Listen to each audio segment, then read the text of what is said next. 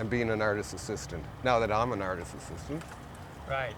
Well, yeah, well, first of all, how I met Jim was great because I saw him at an opening at Leo Castelli Gallery.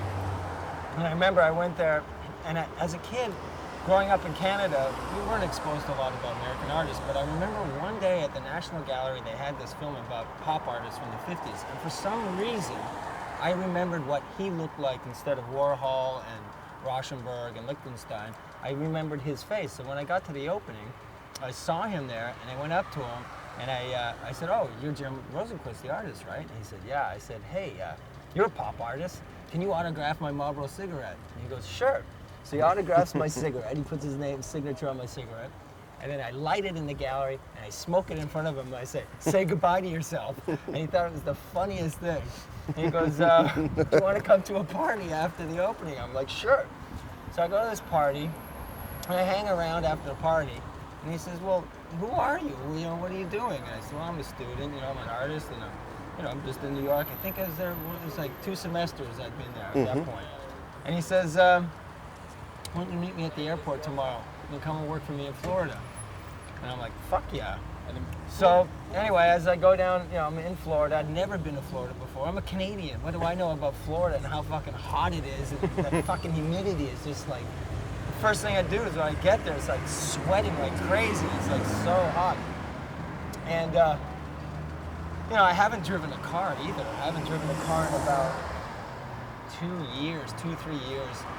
So I'm driving not a car, but a van. The first day I'm there, I drive this van and I back it up into his house. Like I smash it into the house. Like it's like these wood shingles are all popping off of his house because I backed the truck into the fucking house. And I'm like, okay, calm down. Everything's all right. I'm like, okay, it's no problem. So day one, everything after that just progressively gets worse.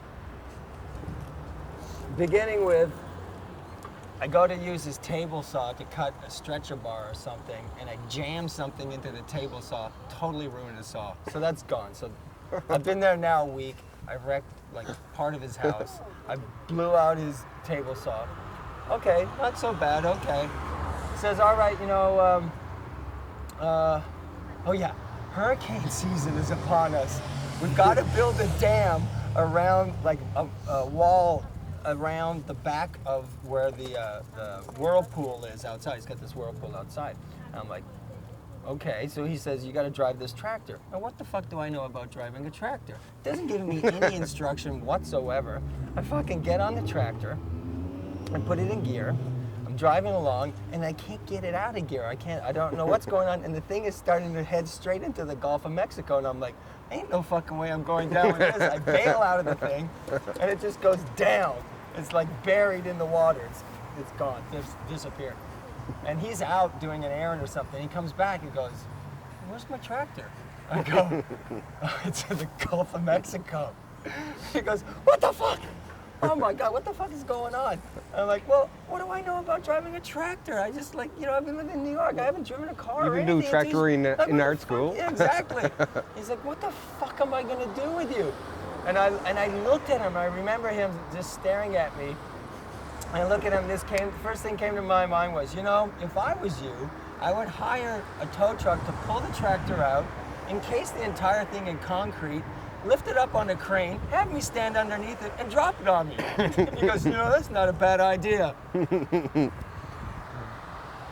And then sell it as a sculpture. Exactly. The death of Carter Kustera. But the whole thing of being down in Florida, which, is just, I'm not used to all that wildlife and everything down there. And he's telling me that, there's a lot of snakes. And I'm like, okay. He goes, but there's like these 2 types of snakes that look a lot like each other.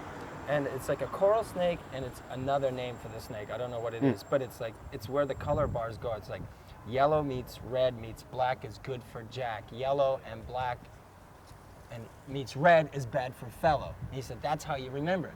So I'm out mowing his lawn in the back, and all of a sudden one of these snakes goes around my ankle, and I'm going, yellow, Jack, black, fellow, red, what the fuck? And I take the lawnmower and I'm running the thing all over it. And then I drag it in on a stick and I bring it in to him. I go, was this a good one or a bad one? He goes, that was nothing. Oh, sorry, snake, I feel really bad. But, so then we got that. And then I guess